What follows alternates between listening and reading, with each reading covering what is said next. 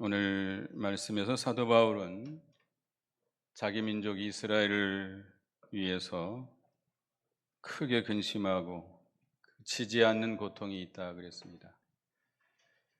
이스라엘 백성들이 구약 시대 하나님의 선택을 받은 하나님의 백성이었지만 그들이 하나님을 거역하고 그리스도에게로 돌아오지 않음으로 인해서 매우 안타깝게 여기고 근심하며 애통했다고 그랬습니다. 사도 바울의 애통은 하나님의 백성을 위한 애통이고 교회를 위한 애통이고 하나님의 나라를 위한 애통입니다. 하나님의 뜻대로 하는 근심이 되죠. 그래서 우리도 우리의 형제, 권육, 친척, 내 가족, 내 형제 자매, 내 자녀들, 그 후손들, 그들을 위해서 애통하는 저희가 되어야 되겠습니다. 사도 바울은 그 이방의 사도로서 외국에 나가서 선교 사역을 감당했던 그런 사도입니다. 그렇지만 이 로마서 9장에서 자기 동족에 대한 깊은 사랑을 보여주고 있습니다. 그래서 우리도 우리 마음에 큰 근심과 끊이지 그치지 않는 고통이 있어야 되겠는데 이것은 세상 근심이 아닙니다. 하나님의 뜻대로 하는 근심입니다. 고린도후서 7장 10절을 한번 보겠습니다. 고린도후서 7장 10절을 같이 읽어보겠습니다. 시작. 하나님의 뜻대로 하는 근심은 후회할 것이 없는 구원에 이르게 하는 회개를 이루는 것이요 세상 근심은 사망을 이루는 것이니라. 사도 바울은 어떤 세상 근심, 어떤 육신의 문제, 질병의 문제 또는 경제적인 문제, 그런 문제로 인한 근심과 고통이 아닙니다. 사도 바울의 근심과 고통은 하나님의 뜻대로 하는 근심, 그 고통이죠. 신앙의 문제, 영적인 문제, 구원의 문제에 대한 근심과 고통입니다. 어떻게 하면 하나님의 뜻대로 우리가 이 구원 문제를 해결할 수 있을까? 매우 근심하며 그치지 않는 고통 가운데 있었습니다. 사도 바울이 단지 민족주의자, 애국자가 돼서 그런 것이 아닙니다. 우리가 복음을 전할 때 어디서부터 전해야 되죠? 가장 가까운 사람, 내 가족, 내 형제, 친척, 그 다음에 더 멀리 우리 같은 민족, 동족, 그 다음에 다른 이방 족속, 땅끝까지 복음을 전하는 것이 하나님의 뜻입니다. 우리 가까운 형제, 가까운 가족, 내 사랑하는 자녀, 내 후손들이 구원받지 못했는데 이방에 나가서 복음을 전하는 것, 사도 바울은 매우 안타깝게 생각한 겁니다. 그래서 우리도 내 자신의 구원 문제, 신앙 문제 때문에 근심하고 고통해야 되겠지만 또 우리 가족들, 내 사랑하는 남편, 내 아내, 내 자녀들, 그 후손들, 우리 부모, 형제, 자매, 친척들, 내 사랑하는 친구들, 좀 더 벗어나서 우리의 이 민족, 우리 동족의 구원을 위해서 근심하며 예통하는 우리가 되어야 되겠습니다. 한국 교회가 갑자기 이렇게 쇠락하고 있습니다. 약 10년 전부터 갑자기 이렇게 몰락하고 있는데, 특별히 코로나 팬데믹으로 인해서 급격하게 한국 교회가 몰락하고 있습니다. 우리 한국 교회가 갑자기 양적인 부흥제일주의로 나가다가 보니까 이 목회자들의 소원이 뭐냐? 큰 교회, 큰 목회, 거기에 포커스가 막 맞춰져 있습니다. 그래서 어떻게 하든지 교인들을 많이 불러 모아서 큰 교회를 만들자. 그러다 보니까 교회가 타락하기 시작합니다. 교회 안에 물질적인 부패, 교역자들의 도덕적인 타락, 우리 한국 교회의 큰 병폐죠. 세습 문제, 교회 등치가 크다 보니까 이 재산으로 인해서 다투는 문제. 그래서 이 교회가 이 세상으로부터 신뢰가 땅에 떨어지고 있습니다. 한국 국민 5명 중 4명은 교회를 믿을 수 없다, 이런 신뢰를 나타내고 있습니다. 그래서 이 젊은 세대들이 교회에서 떠나가고 있어요. 그런 교회에서의 그런 분쟁, 그런 타락, 이런 것을 보면서 젊은 아이들이 실족하고 떠나가고 있는 거예요. 그래서 코로나 팬데믹으로 인해서 우리 한국 교회가 한 10,000교회가 사라졌다고 합니다. 그리고 가장 큰 문제는 30, 40대가 교회를 떠나가고 있다는 겁니다. 이게 참, 우리 교회도 마찬가지죠. 30, 40대가 별로 없습니다. 30, 40대가 현장 예배에서 이탈하고 있습니다. 3명 중 1명은 이탈하고 있대요. 그래서 요즘은 교회 오지 않아도 동영상으로 실시간 예배에 참여하면 예배 드리는 것으로 이렇게 생각하는, 대단히 큰 착각을 하고 있는 것이죠.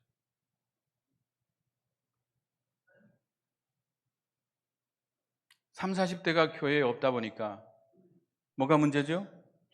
주일학교가 문제입니다. (30, 40대) 성도들이 있어야 주일학교, 자기 자녀들을 데리고 와서 주일학교가 형성이 될 텐데, 30, 40대 교인들이 없다 보니까 주일학교가 없어요. 유초등부, 중고등부가 없어요.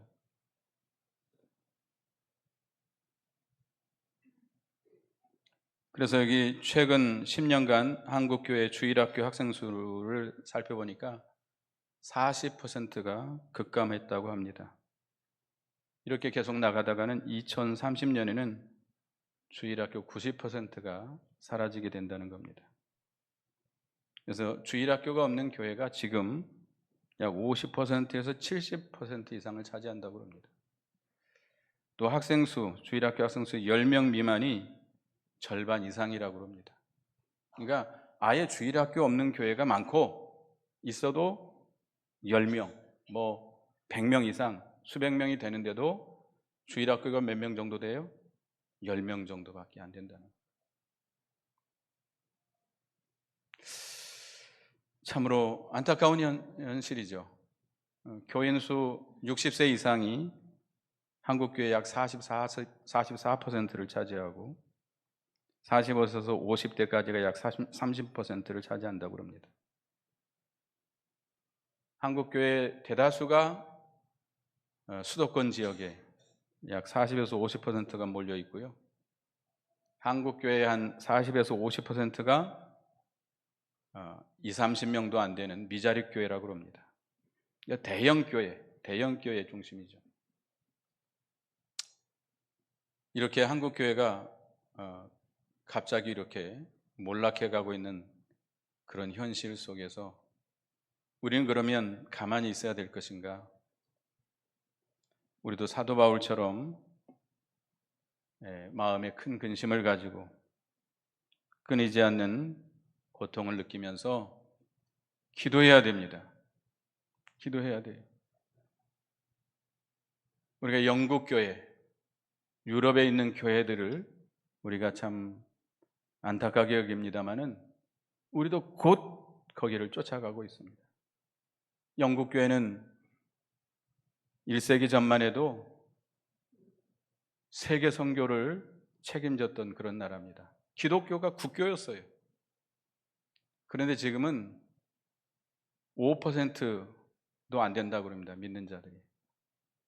몇십 년 전만 해도 영국 사람들이 올림픽에 참여하면 주일날 경기가 있으면 참여하지 않았다고 합니다. 금메달을 딸 수 있는 실력이지만 자기는 주의를 지키기 위해서 경기에 참여하지 않겠습니다. 한 선수들이 꽤 있었어요.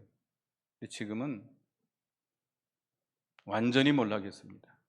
특별히 젊은이들이 교회에 없습니다.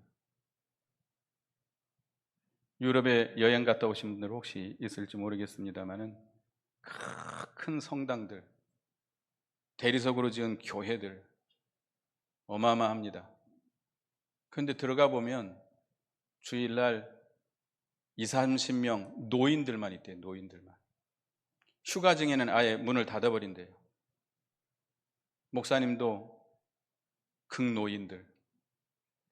그래서 교회를 운영할 수 없기 때문에, 예배당을 운영할 수 없기 때문에 예배당을 내다 팝니다. 예배당이, 그 아름다운 예배당을 뭘로 쓰죠?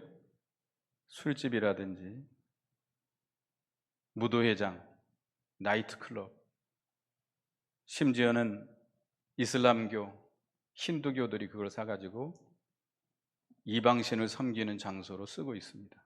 안타까운 일이죠. 안타까운 일이에요.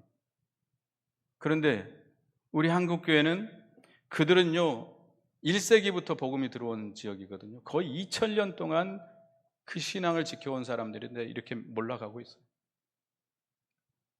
근데 우리 한국교회는 개신교가 우리 한국에 들어온 지, 선교사 들은 지 얼마 정도 됐죠? 120년, 한 130년 됐습니다.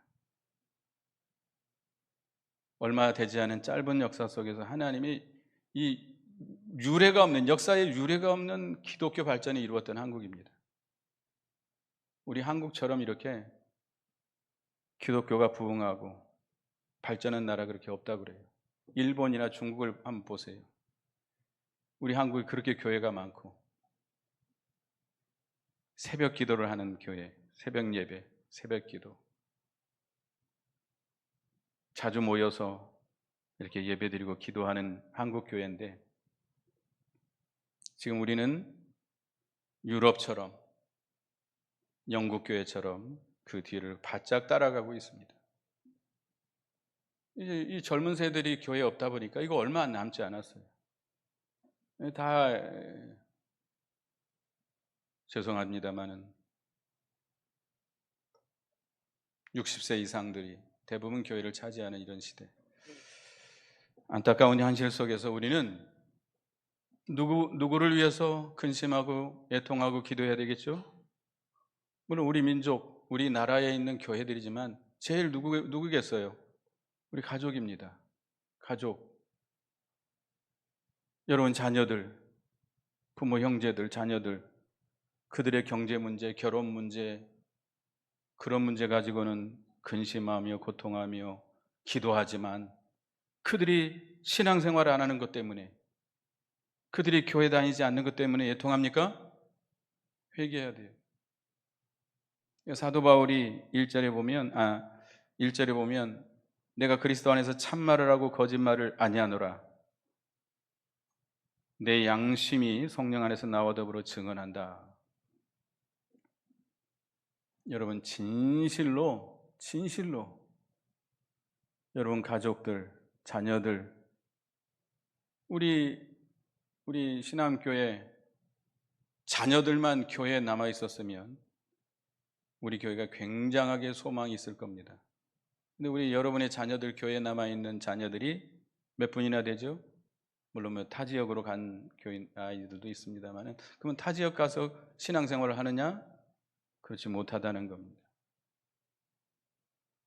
그들이 뭐 어떤 직장을 갖느냐, 집을 샀느냐, 결혼을 하느냐, 건강하느냐, 이런 문제 가지고는 예통하고 근심하며 목사님 기도해 주세요 이러면서, 그들이 신앙생활을 하느냐, 그들의 구원 문제를 위해서는, 그들의 영혼을 위해서는 우리가 얼마나 근심하며 예통을 했느냐 말입니다.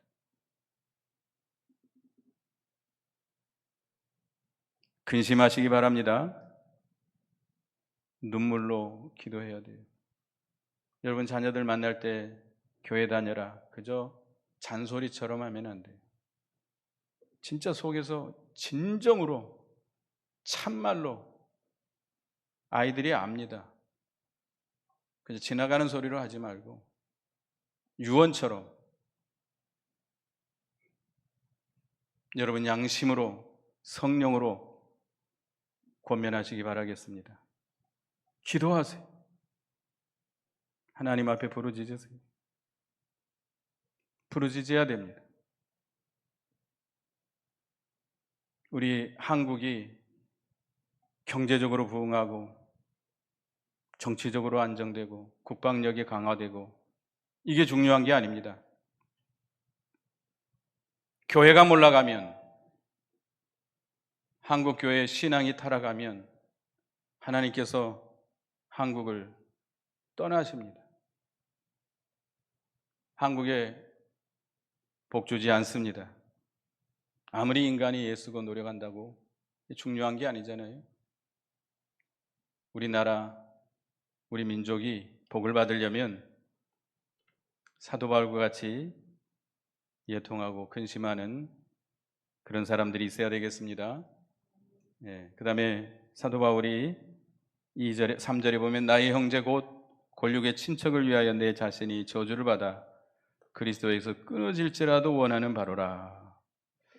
사도 바울은 자기 형제, 친척, 자기 민족, 이스라엘 백성들의 구원을 위해서 내 자신이 저주를 받아서 그리스도에게 끊어질지라도 그들이 구원받기를 원한다 라고 이렇게 갈망했습니다.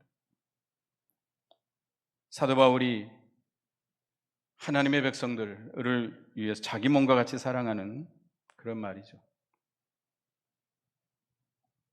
예수님께서 우리 택한 백성을 구원하시기 위해서 그들을 대신해서 대신 저주를 받아서 십자가에 피 흘려 죽으셨습니다. 예수 그리스도의 사랑이에요. 예수님은 하나님이세요. 아무 죄가 없는 하나님이십니다. 그가 우리를 죄에서 구원하시려고, 우리 영혼을 구원하려고, 우리에게 영생을 주시려고 우리 대신 뭘 받았어요? 저주를 받았어요. 저주를 받아서 나무에, 십자가에 매달려서 죽으셨어요. 그런 예수 그리스도의 사랑을 본받아서 사도 바울도 그렇게 말한 겁니다. 이스라엘 백성들이 그리스도에게서 끊어져 저주를 받게 된 것이 마치 자기가 그리스도에게서 끊어져 저주를 받은 것처럼 생각하는 것이죠.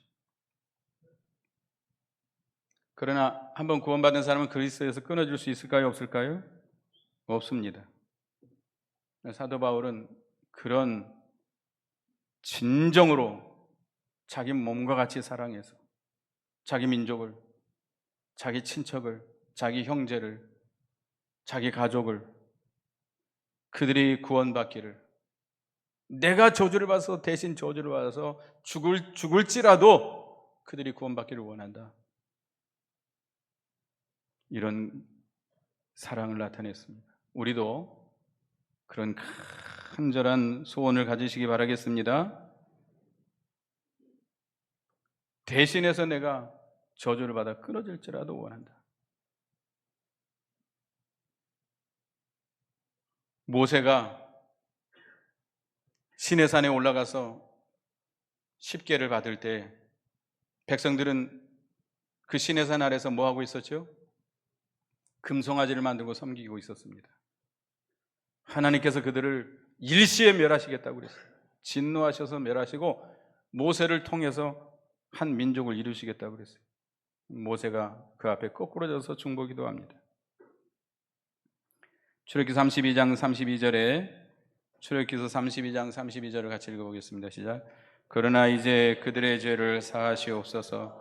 그렇지 아니하시오면 원하건대 주께서 기록하신 책에서 내 이름을 지워버려 주옵소서.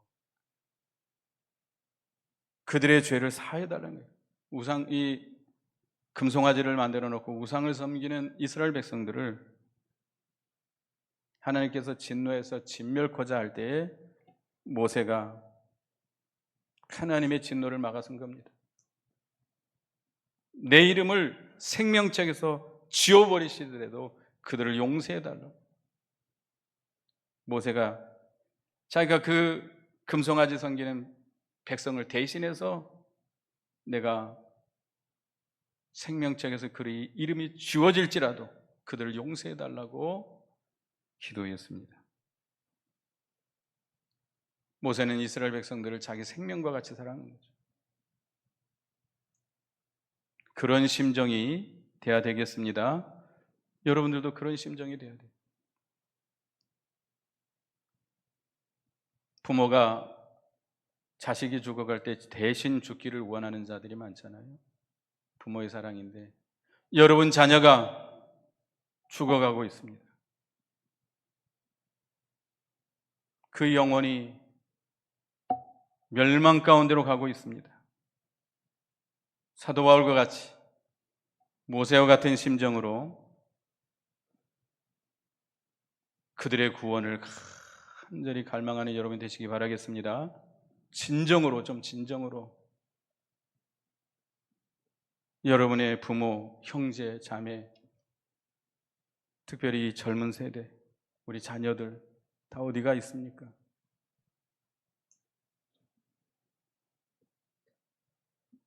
우리의 힘으로 힘들어요. 우리의 힘으로는 어려운 문제예요. 하나님께서 좀 역사해달라고 사도 바울처럼 간절한 소원을 가지고 간구하고 부르짖는 우리가 되어야 되겠습니다. 하나님께서 우리 한국을 얼마나 사랑하는지 아시잖아요. 역사의 유례가 없을 만큼 이렇게 큰 신앙의 부흥을 가졌던 한국입니다. 지금 세계 선교를 감당하고 있는 나라들 중에 선교사 숫자로 하면 두 번째라고 그러잖아요. 미국 다음으로 한국이 그렇게 제일 많대요. 그래서 하나님께서 한국을 붙들어 주는 거예요. 그 선교를 감당하라고. 근데 이 모함이, 이 모교회가 무너지면 어떻게 선교를 감당할 수 있겠습니까? 여러분 각자가 여러분의 가정의 구원을 위해서, 여러분 자녀들의 구원을 위해서 간절히 갈망하며 소원하며 부르짖는 우리가 되어야 되겠습니다. 사도 바울처럼 내 자신이 저주를 받아서 그리스도에 끊어질지라도 원하는, 그들을 내 생명과 같이 귀하게 여기고 내 몸과 같이 사랑하는 마음으로 간절히 간구하는 저와 여러분이 되시기를 간절히 바라겠습니다. 사도 바울이 이스라엘을 위해서 애통하는 이유에 대해서 4절 5절에 말씀하고 있는데요, 오늘 본문 4절 5절을 읽어보겠습니다. 시작. 그들은 이스라엘 사람이라 그들은 양자됨과 영광과 언약들과 율법을 세우신 것과 예배와 약속들이 있고 조상들도 그들의 것이요 육신으로 하면 그리스도가 그들에게서 나셨으니 그는 만물 위에 계셔서 세세의 찬양을 받으실 하나님이시니라. 아멘. 이스라엘 백성들은 하나님께서 택하신 민족이에요. 그들은 양자됐다. 양자. 하나님이 그들의 아버지가 되어주시고 그들을 자녀 삼아서 양육하고 길렀던 그런 민족입니다. 이스라엘 백성들을 애굽에서 건져서 광야를 통과할 때 아비가 자식을 품에 안은 것 같이 품에 안아서 인도했다고 그랬습니다. 또 영광과 그랬는데 하나님이 직접 임재하시고 하나님의 살아계심을 나타내 보여준 민족이 누구밖에 없어요? 이스라엘밖에 없어요. 하나님께서 친히 신의 산에 임하시고 그들이 제사 드릴 때 그 성막 안에 하나님께서 임재하셨을 때에 너무나도 두려워서 감히 성막 안에 들어갈 수가 없었다고 그랬습니다. 하나님의 살아계심, 하나님의 영광을 나타내 보여준 민족이 어딨냐 말이에요. 이스라엘밖에 없다 말이죠. 그들에게는 언약이 있습니다. 하나님이 그들에게 언약을 세우셨어요. 아담 때부터 아브라함, 다윗, 언약의 언약의 자손들 아닙니까? 또 율법을 주셨습니다. 하나님께서 친히 돌판에다 새겨서 하나님의 율법을 주었던 민족, 그런 민족이 어디 있어요? 또 예배와 약속들이 있다. 하나님 앞에 예배한, 하나님을 섬김에 예배한 민족이 누구밖에 없어요? 구약 시대에는 이스라엘밖에 없어요. 그들의 조상들, 믿음의 조상 아브라함, 또 이삭, 야곱, 또 믿음의 모든 그 조상들이 다 누구의 조상들이에요? 이스라엘 조상들이랍니다. 또 예수 그리스도가 어디서 태어났어요? 이스라엘, 유대 땅에서 태어났지 않았어요? 아브라함의 후손, 다윗의 후손 가운데서 예수 그리스도께서 탄생하셨습니다. 이렇게 하나님의 특별한 은혜를 받은 민족이기 때문에 다윗이, 사도 바울이 그 이스라엘을 위해서 이렇게 근심하며 고통하며 갈망했던 것입니다.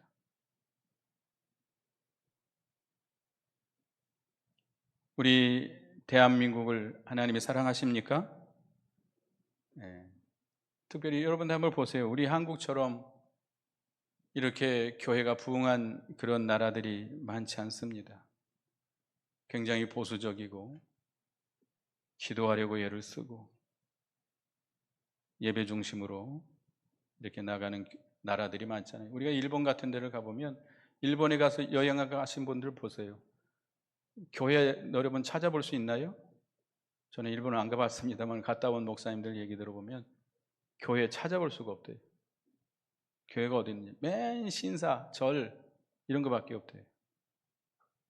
교회 찾아보기 어려워요.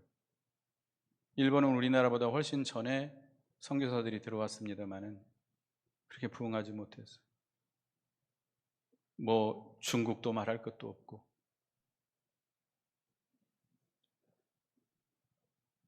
(1885년에서) (1985년까지) 한반도에 사역했던 선교사가 2,749명이라고 합니다. 양아진에 가면 외국인 선교사 묘역이 있습니다. 거기에 묻혀있는 그 선교사와 가족들이 145명, 15개국에서 145명이라고 합니다. 물론 다른 곳에도 선교사 묘역들이 많이 있습니다. 그들은 파란 눈을 가진 백인들입니다. 미국이나 호주나 유럽에서 온 선교사들입니다. 우리나라에 들어온 선교사들 가운데 의사들이 많아요. 본국에 있으면 굉장히 안정된 직업을 가지고 존경받으면서 편안하게 살 수 있어요. 그런데 그들이 우리 조선 땅을 사랑해서 우리 한국 백성들을 구원하기 위해서 그들의 모든 것을 희생하고 와서 선교를 했습니다. 그 어린 자녀들이 풍토병에 죽어가도 떠나지 아니하고 그 아내를 잃어도 본인이 순교를 당해도 이 조선 땅에 복음을 전하면서 우리 한국을 이렇게 복음으로 불릴 듯 이렇게 세웠던 민족입니다.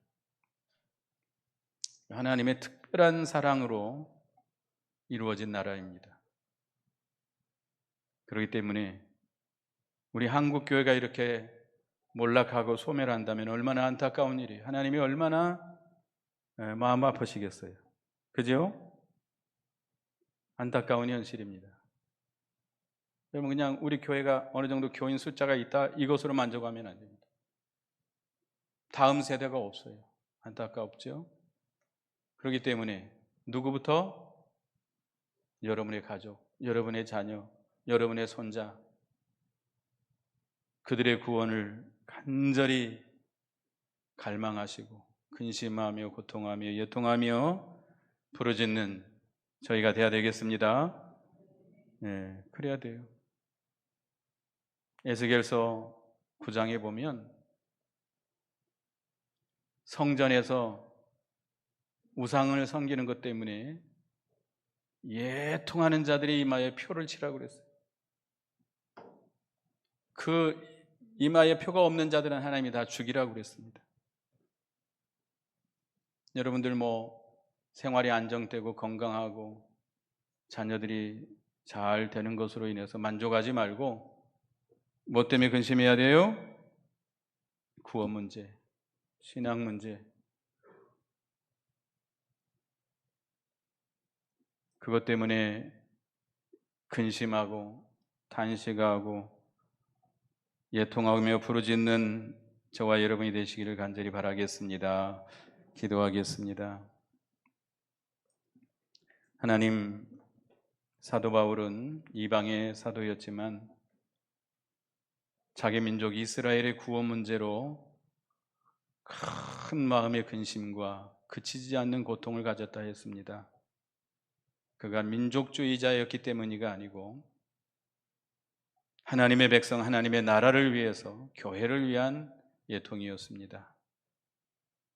저희들도 이 대한민국 하나님께 사랑하시고 오늘날까지 이렇게 은혜 베풀어 주시고 많은 교회를 세워주시고 인도해 주셨는데 이 한국 교회가 점점 쇠퇴하며 몰락의 단계에 접어들었습니다.